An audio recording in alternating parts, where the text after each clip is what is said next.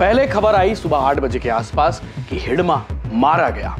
लोगों को यकीन नहीं हुआ, भरोसा नहीं हुआ, हिडमा कैसे मारा गया। आज के घटनाक्रम काफी एक महत्वपूर्ण और निर्णायक घटनाक्रम के रूप में हम उसको देख रहे हैं। डेडलाइन दी गई थी 30 नवंबर 2025 तक हिडमा का इनकाउंटर करना है, यानी कि हिडमा को मारना है। सबसे पहले ये जानकारी निकल कर आई कि इसमें हिडमा मारा गया और उसकी पत्नी, तो हर कोई सबसे पहले इसे खारिज कर दिया कि ऐसा तो हो ही नहीं सकता। जिस नक्सली ने इतने सारे लोगों को मारा, आज उसका भी खात्मा हो गया है। मुठभेड़ स्थल से AK-47 और अन्य आर्म्स एम्युनिशन भी बरामद होने का भी अभी तक बेसिक कंफर्मेशन आ रहा है। तो कुछ लोगों ने कहा, इससे पहले मैं वीडियो बनाया था कि भैया अब जब तक बस्तर टॉकीज वाले रानू भैया नहीं बोलेंगे तब तक हम नहीं मानेंगे। खैर कोई बात नहीं, रानू भैया का भी वीडियो हमने मांग लिया है, साहब का भी बयान सुनेंगे। महेश चंद्र लाड़ा साहब जो ADG हैं इंटेलिजेंस के, उन्होंने ब्रीफ किया है, लगभग 3 मिनट के आसपास की ब्रीफिंग है। वो ब्रीफिंग भी आपको सुनने को मिलेगा। छत्तीसगढ़ के डिप्टी CM गृह मंत्री विजय शर्मा का भी बयान आपको सुनने को मिलेगा। साथ ही साथ Bastar range IG P Sundarraj साहब का भी बयान आपको सुनने को मिलेगा, जो उन्होंने एक्सप्लेन किया है। नमस्कार, जय जोहार, जय छत्तीसगढ़। मैं यशवंत साहू और आप देखना शुरू कर चुके हैं भिलाई टाइम्स। आपने सुबह से दोपहर, दोपहर से शाम, रात तक ये खबर चलने वाली है और कल भी खबर चलेगी। हिडमा का इनकाउंटर, हिडमा और उसकी पत्नी का इनकाउंटर। आंध्र प्रदेश और छत्तीसगढ़ की सीमा पर यह इनकाउंटर हुआ है। पहले खबर आई सुबह 8 बजे के आसपास कि हिडमा मारा गया। लोगों को यकीन नहीं हुआ, भरोसा नहीं हुआ, हिडमा कैसे मारा गया। वाकई में, क्योंकि हिडमा के साथ तो एक पूरा बटालियन चलता है, हिडमा का इनकाउंटर कैसे हो सकता है। हिडमा अटैक किया होगा या हिडमा की ओर से भी अटैकिंग हुई होगी। वो हिडमा जिसने कई नक्सली मुठभेड़ में पार्टिसिपेट किया, कई नक्सली मुठभेड़ का मास्टरमाइंड रहा। आपको वो सारी घटना मालूम होगी। ताड़मेटला 76 CRPF के जवान शहीद हुए थे उस घटना में, उस मुठभेड़ में। 2021 की वो घटना जिसमें 22 जवान शहीद हुए थे, हमारे पुलिस जवान।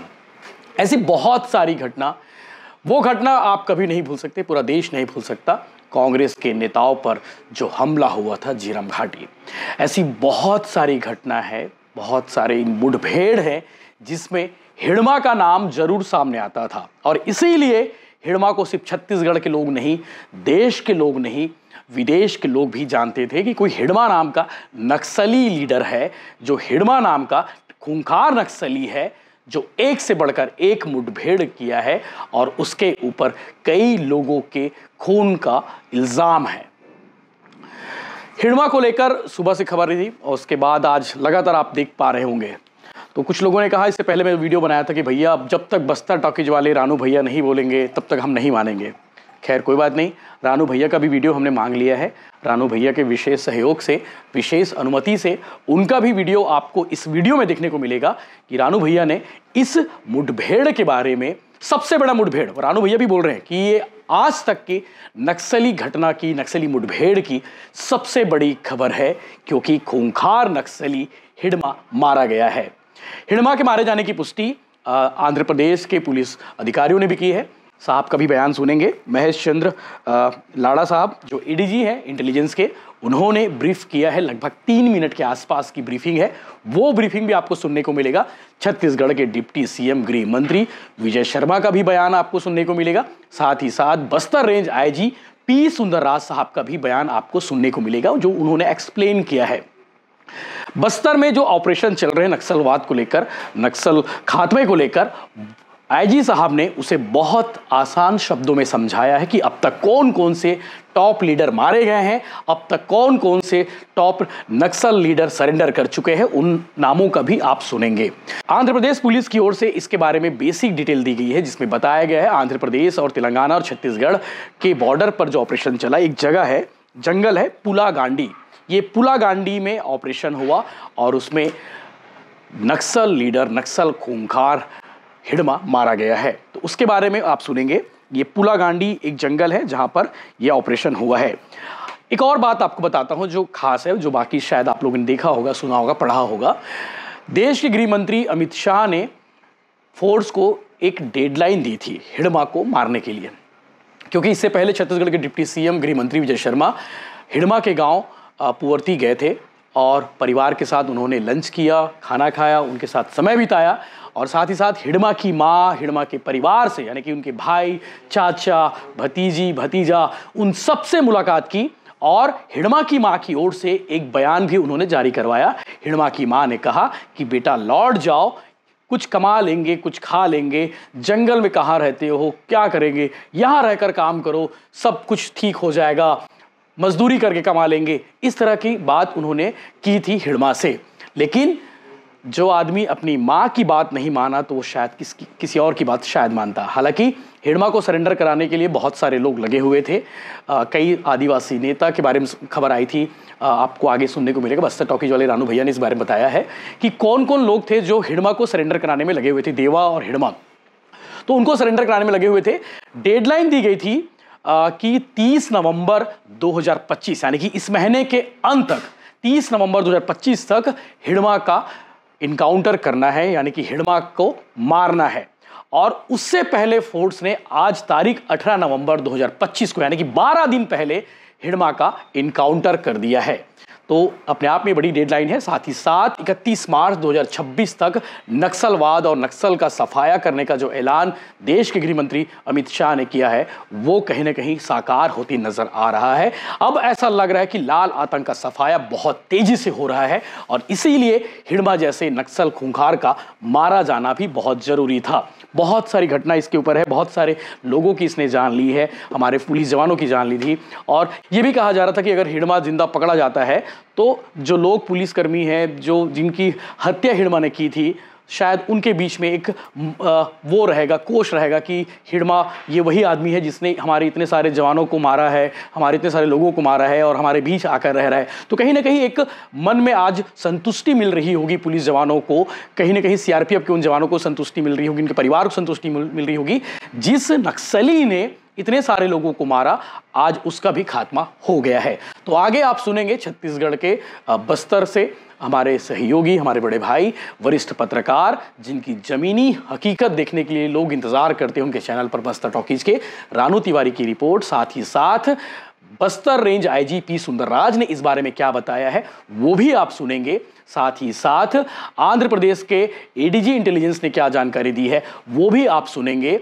और जो नक्सली मारे गए हैं हिडमा के साथ में, हिडमा की पत्नी राजे भी मारी गई है, और कौन कौन लोग हैं उनके बारे में आपको मैं बहुत शॉर्ट बता देता हूं। जो नाम सामने आए हैं वो आपको जानना जरूरी है क्योंकि 6 लोगों के मारे जाने की खबर है, इसमें हिडमा और उसकी पत्नी राजे भी शामिल है।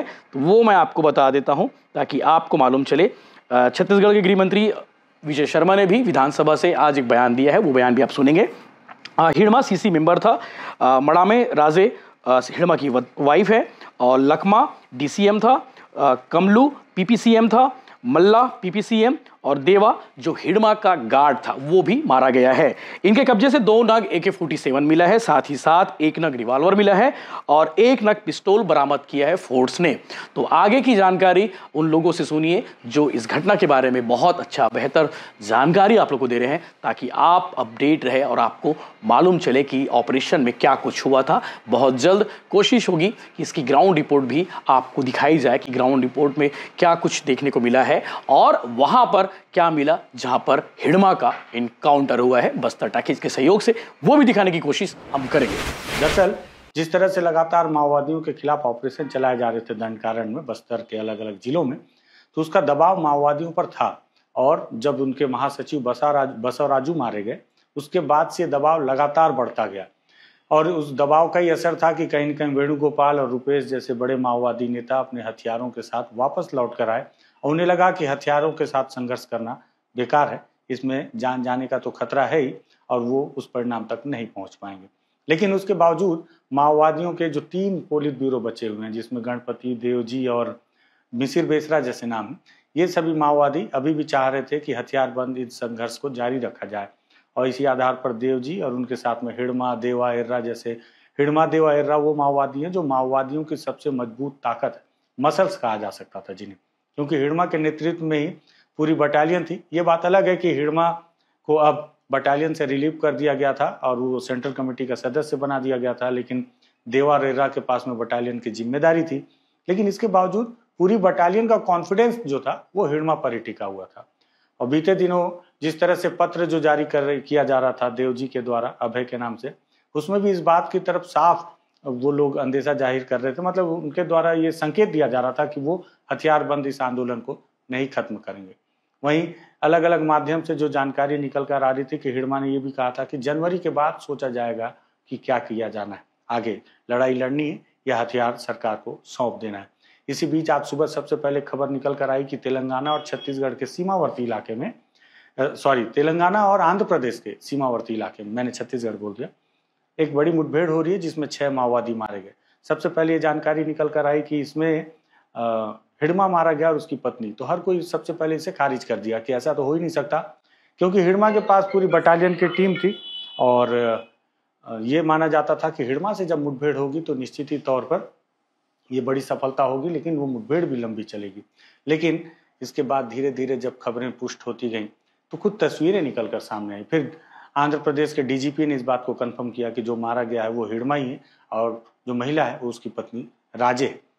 इस मुठभेड़ के बाद उसकी जब तस्वीरें आई तो मैंने उस तस्वीर को सतीश कोपा और रुपेश, जिसने अभी वापसी की है, पुनर्वास किया है, उनसे पूछा तो उन्होंने भी कहा कि संदेह है लेकिन थोड़ा कंफर्म करना पड़ेगा। कुछ देर के बाद उन्होंने बताया कि हाँ ये हिडमा ही है और चेहरा इसलिए बदला हुआ लग रहा है। उन्होंने संदेह जाहिर किया कि हो सकता है कि ये मुठभेड़ नहीं, प्रताड़ित करके मारा गया हो या पहले ही गिरफ्तार कर लिया गया हो। ये संदेह रुपेश ने जताया, हालांकि उन्होंने मुझसे फोन पर इस बात की चर्चा की है। मुठभेड़ के बाद जो प्रेस नोट आया है और जो सारी जानकारी आई है वो मैं बता दूं। दरअसल ये बताया जा रहा है जो प्रेस नोट पुलिस ने जारी किया और जो जानकारी साझा की उसमें प्राथमिक तौर पर यह जानकारी दी गई कि आंध्र प्रदेश की पुलिस के जो खुफिया विभाग के एडिशनल डीजीपी हैं महेश चंद्र, उन्होंने इस पर प्रेस वार्ता ली और प्रेस वार्ता लेने के बाद उन्होंने कहा कि 51 साल का जो हिडमा है और उसकी पत्नी राजे, ये आज सुबह आंध्र प्रदेश के मारेडुमिल्ली जंगल में इनका एनकाउंटर हुआ और ये अल्लूरी सीताराम राजू जिला है जिसके अंतर्गत सुबह 6 से 7 बजे इस मुठभेड़ का होना बताया जा रहा है। साथ ही साथ ये भी बताया जा रहा है कि माड़वी हिडमा पर अब तक कुल 1 करोड़ के इनाम होने की जानकारी निकल कर आई है और दंडकारण्य में जितनी भी बड़ी घटनाएं हुई हैं, जितनी भी, उस सभी घटनाओं के पीछे माड़वी हिडमा का नाम आता है, जिसमें मुख्य तौर पर 2010 में जो 76 जवानों की मौत हुई थी ताड़मेटला में, उस घटना को भी हिडमा से जोड़कर देखा जाता है। 2013 में जो झीरम घाटी हुई या 2017 और 21 में भी जो बड़ी घटनाएं हुई वो भी हिडमा से ही जोड़कर देखा जाता है। बताया जा रहा है कि 1996-97 में हिडमा माओवादी संगठन से जुड़े जब उनकी उम्र केवल 17 साल थी और इनका एक नाम संतोष और हिडमल्लू भी था। जो हिडमल्लू, उन्हें मुझे लगता है तेलंगाना और आंध्र के जो माओवादी वो इस नाम से पुकारते थे और इसके साथ ही ये बड़ी सफलता जवानों को मिली है। ये प्राथमिक जानकारी है। जो 6 लोग मारे गए हैं उनकी जानकारी है। इसमें सबसे पहला नाम तो हिडमा का है जो कि सेंट्रल कमेटी है, दूसरा नाम राजे जो कि हिडमा की पत्नी है, ये एसजेडसीएम थी, फिर तीसरा नाम लखमल, ये भी डीवीसीएम, कमलू पीपीसीएम और मल्ला पीपीसीएम और देवे जो कि हिडमा के गार्ड थे।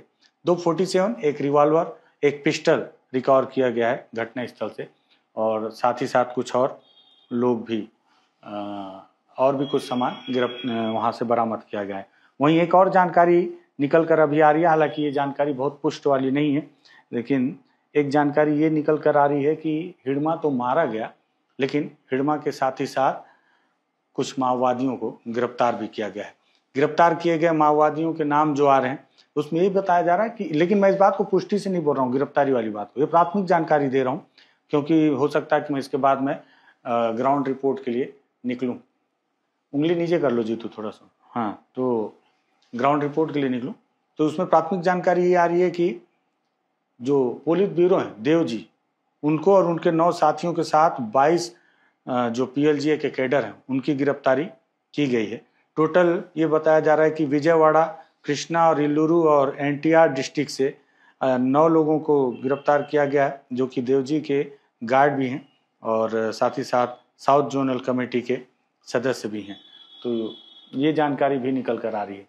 अब ये अगर वाकई में देवजी की गिरफ्तारी हुई है और हिडमा मारा गया है तो इसको लेकर बहुत सारे सवाल मन में पनप रहे हैं, क्योंकि हमेशा इस बात को सोचा जाता था कि जब हिडमा के साथ पूरी बटालियन की टीम है, हिडमा लगातार तैयार था ये भी बताते हैं कि जब कर्रे गुट्टा का पहला ऑपरेशन हुआ था तो भी मैंने आपको बताया था कि उस इलाके के ग्रामीणों ने बताया था कि हिड़मा जब चढ़ा था कर्रे गुट्टा के हिल्स में तो उसने कहा था आने दो, देख लेंगे फोर्स को। तो कितनी तैयारी से रहता था।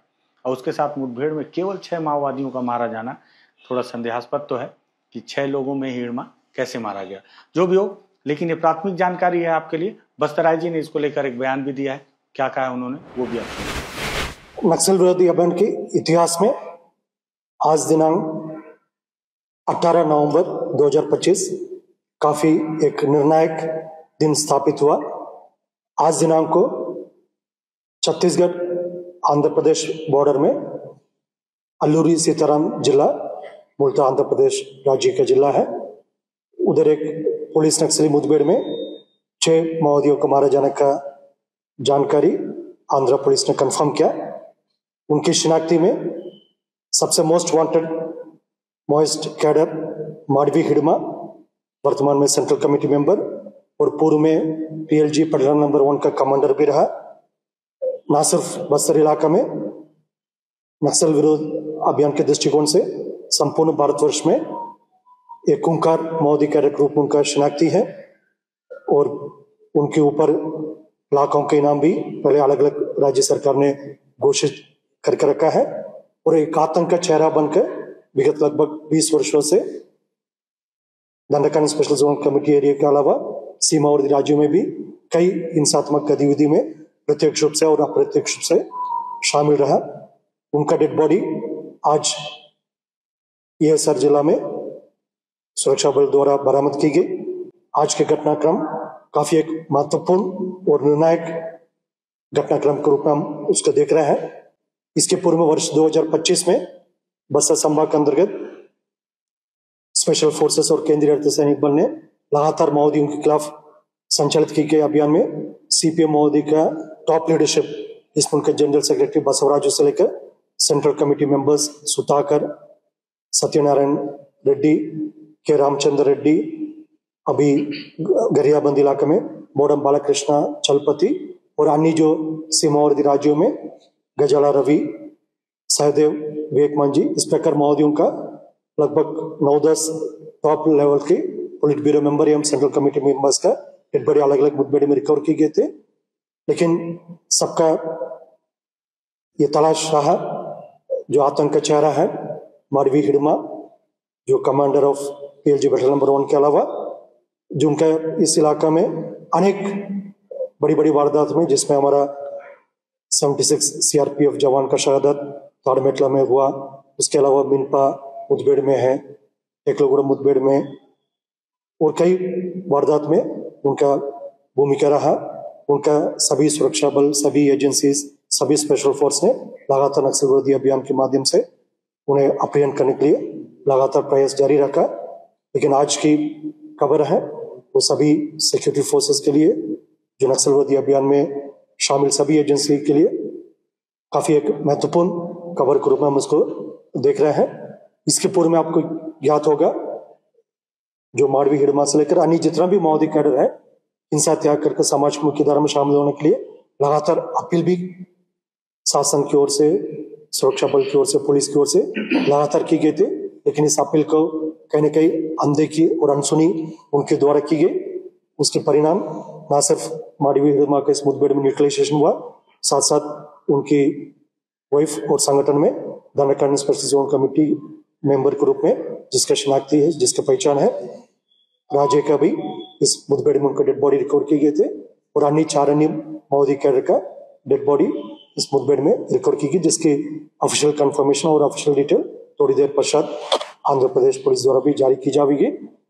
मुठभेड़ स्थल से AK-47 और अन्य आर्म्स एमुनिशन भी बरामद होने का भी अभी तक बेसिक कंफर्मेशन आ रहा है, क्योंकि ये मुठभेड़ सीमावर्ती राज्य आंध्र प्रदेश में हुआ। संबंधित पूरा ऑफिशियल कंफर्मेशन जो संबंधित सिक्योरिटी फोर्सेस द्वारा आने वाले समय में पूरे विस्तार रूप से की जाएगी।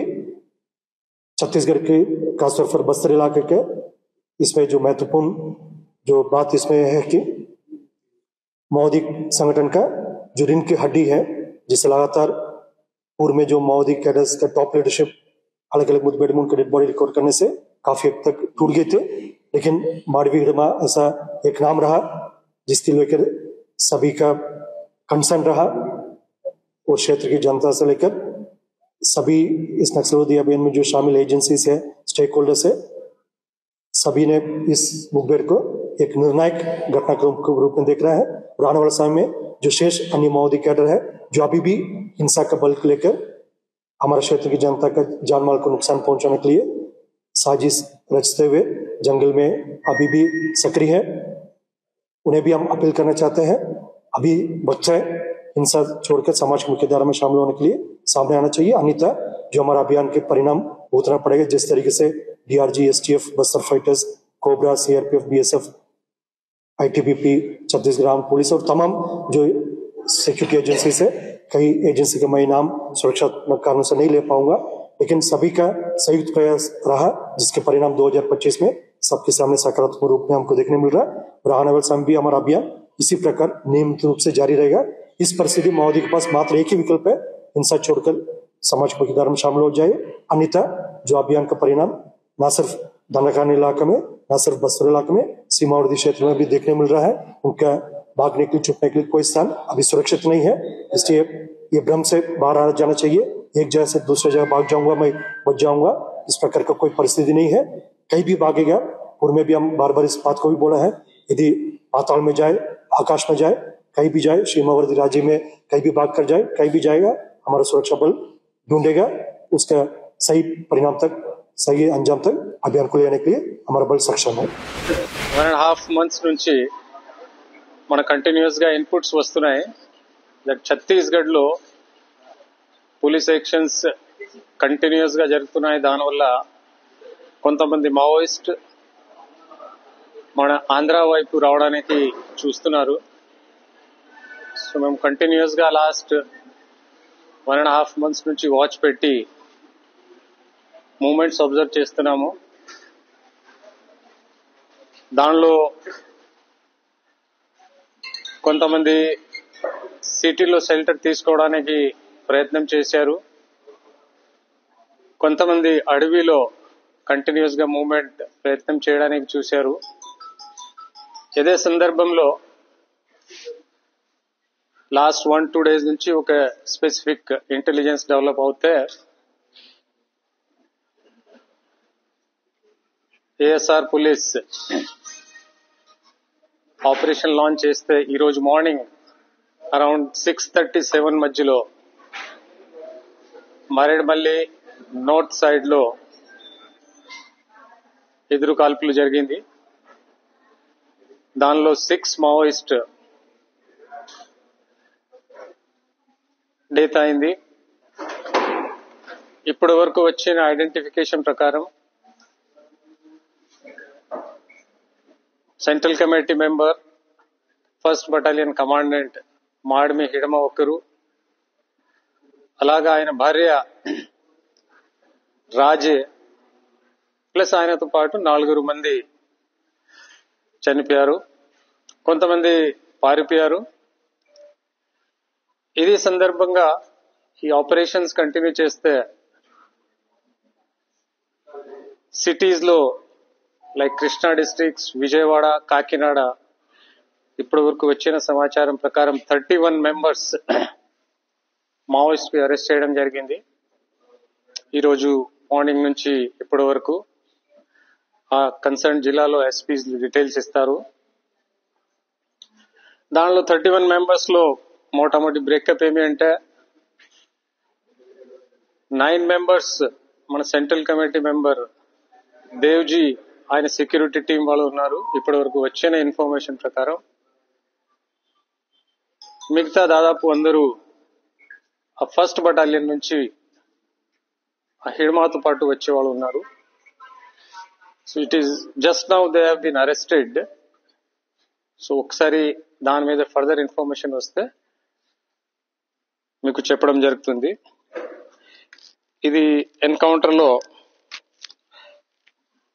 Total recoveries AK-47 2, pistol 1, revolver 1, single bore weapon 1, electronic detonators 15 bundles, 25 each. Non-electrical detonators, 150 numbers. Electrical wire bundle 1. Male-female clip set 2. Alaga tape 1. Kit bag 7. Camera flash 1. Cutting blade 1. Fuse wire 25 meters. So ఇప్పటి వరకు వచ్చిన మన లెక్క ప్రకారం ఇవన్నీ recover చేయడం జరిగింది. मैं बस्तर के क्षेत्र से जितने लोग नक्सल संगठन में गए हैं सबसे विनम्रता पूर्वक आग्रह करता हूं, केंद्रीय गृह मंत्री जी ने हाथ जोड़कर निवेदन किया है, मुख्यमंत्री जी ने हाथ जोड़कर निवेदन किया है और बार बार मैं भी इस विषय पर उनको ध्यान दिलाते रहा, आग्रह करता हूं। वो रास्ता कहीं जाता नहीं है, उस पर जाने का अर्थ है ही नहीं और इसलिए हर हाल में पुनर्वास करना चाहिए। सरकार की तरफ से इस बात को पूर्ण आश्वासन के साथ मैं कहता हूं कि आपके मान सम्मान की भी चिंता करेंगे। कहीं हमने नहीं कहा कि सरेंडर कर रहा है कोई, हमने नहीं कहा कि कोई, हमेशा यही कहा गया आपका पुनर्वास है, आप मुख्य धारा में लौट रहे हैं और उसके बाद आपके जीवन में स्वतंत्रता होगी, जैसा आप चाहेंगे वैसा जीवन में आगे बढ़ेंगे। सिर्फ ये है, ये खून खराबा छोड़कर, ये हथियार छोड़कर, हथियार लेकर जंगल में घूमना, शिक्षा दूतों का गला काट देना, ये स्कूल के बिल्डिंग को बम से उड़ा देना, ये जंगलों में, नदी के किनारे, तालाब के किनारे और सड़कों के नीचे आईईडी बिछा देना, ये सब समाप्त होना चाहिए। बस्तर को खुलकर सामने आने दें, वो महानायक की तरह उभरेगा। बस्तर के युवा बहुत सक्षम हैं, वो बस्तर संभालेंगे। एक नारा उनके बीच चलता है आजकल, हमारा बस्तर हम संभालेंगे, और ये बस्तर के युवाओं का नारा है। मैं सोचता हूं कि बस कुछ ही दिनों में बस्तर एक जायंट की तरह उभर कर सामने आएगा और बस्तर के लोग लघु वनोपजों के आधारित जीवन जीने वाले हैं। उनके लघु वनोपज के संग्रहण, प्रसंस्करण और विपणन, इस सब में वो आगे रहेंगे, दुनिया में आगे हो जाएंगे। लॉजिस्टिक्स उनके लिए अवेलेबल होगा, उनके लिए मार्केट अवेलेबल होगा, गांव तक स्कूल, अस्पताल, बिजली, पानी, सड़क पहुंच पाएंगे, मूलभूत सुविधाएं पहुंच पाएंगी। और विशेष बात जो ये है कि बस्तर के हर एक गांव के कोने कोने तक भारत का संविधान लागू होगा। सर, चूंकि इसके मारे